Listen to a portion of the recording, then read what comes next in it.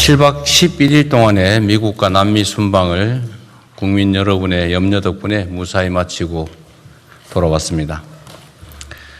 이번 순방은 초격차 산업 강국의 기반을 더욱 단단하게 다지고 글로벌 책임 강국이라는 위상을 한 차원 높이는 순방이었습니다. 특히 샌프란시스코 인공지능 선언을 통해 글로벌 빅테크와의 파트너십을 공고히 하고 자원이 풍부한 남미의 구리, 리튬 등의 핵심 원자재 공급망 협력 또한 한층 강화했습니다. 브라질과의 방산 협력도 매우 의미 있는 성과입니다. 지금 세계 각국은 국가의 명운을 걸고 국익 총력전에 나서고 있습니다.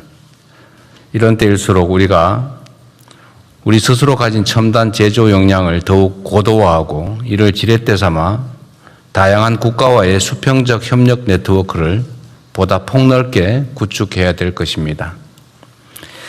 이번 순방이 대한민국의 더 나은 미래를 개척하는 또 다른 밑거름이 되고 무엇보다 국민 삶의 실질적 개선으로 이어질 수 있도록 관계부처 장관님들께서는 빠르고 차질 없는 후속 조치를 취해 주시길 바랍니다. 전국에서 연일 기록적인 폭염이 이어지고 있습니다. 남부 일부 지역의 경우 40도로 훌쩍 넘는 사상 초유의 폭염이 벌써 며칠째 계속되면서 국민들의 일상생활마저 어려운 실정입니다. 극심한 폭염으로 5월부터 지금까지 발생한 온열 환자가 2,000명에 가깝고 사망자도 16명에 이르는 등 상황이 매우 위중합니다. 돼지, 닭 등 가축과 양식 어류의 집단 폐사, 농작물 피해 같은 재산 손실 또한 매우 큽니다. 더 큰 문제는 기상이변으로 극한적인 날씨가 앞으로 상당 기간 지속될 가능성이 높다는 점입니다. 현 상황을 국가 재난 사태로 보고 국민 삶을 보호하기 위해서 총력을 기울여 필요한 조치를 빠르고 빈틈없이 추진해 주시기 바랍니다. 무엇보다 시급한 일은 국민의 생명을 지키는 것입니다. 쪽방촌 주민과 독거노인 등 취약계층 지원책을 한 번 더 세심하게 살펴주시고 옥외 작업장과 밀폐 공간에서 일하는 노동자의 안전관리 역시 꼼꼼하게 챙겨주시기 바랍니다. 특히 노동자들의 작업 중지권이 실질적으로 작동될 수 있도록 현장을 집중 점검해야 되겠습니다. 폭염 쉼터의 추가 확충 그리고 이용률 제고에도 힘써야 될 것입니다. 피해 집중 지역에 대한 특별교부세 등 중앙정부 차원의 재정 지원과 함께 가뭄 농가에 대한 긴급 용수 대책도 서둘러야 될 겁니다. 냉방수요 폭증에 따른 전력 수급 문제도 선제 점검해야 되겠습니다. 우리 기후부가 잘 챙겨주기 바랍니다. 극한 기후의 일상화에 대응해서 재난 시스템을 근본적으로 재설계하는 노력도 필요합니다. 폭염에 대한 범국가적 위험 인식을 한층 더 높여야 할 때입니다.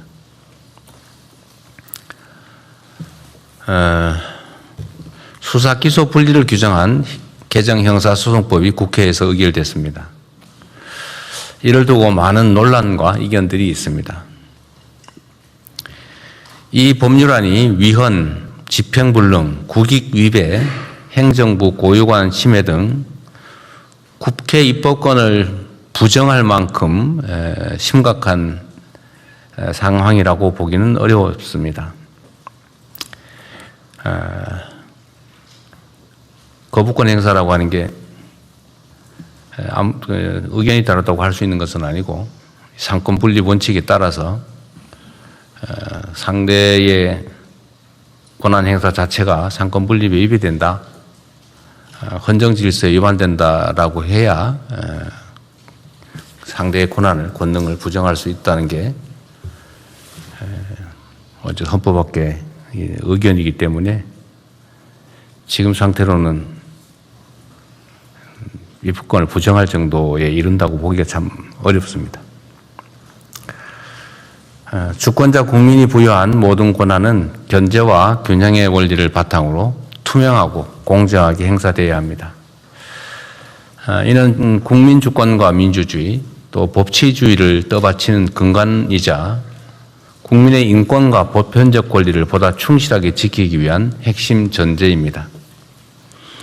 그러나 지난 수십 년 동안 검찰은 수사부터 기소, 영장 청구 등 형사사법 체계 전반에 걸쳐서 매우 과대하고 집중된 권한을 행사해 왔습니다. 이 같은 비정상적 형사사법 시스템 하에서 검찰 내의 일부 집단은 기소를 위해서 수사할 수 있다라는 이 권한을 무소불위로 악용하며 있는 사건을 덮거나 누군가를 정해놓고 처벌하기 위해 별건 수사, 먼지털이 표적 수사를 관행처럼 되풀이해 왔습니다.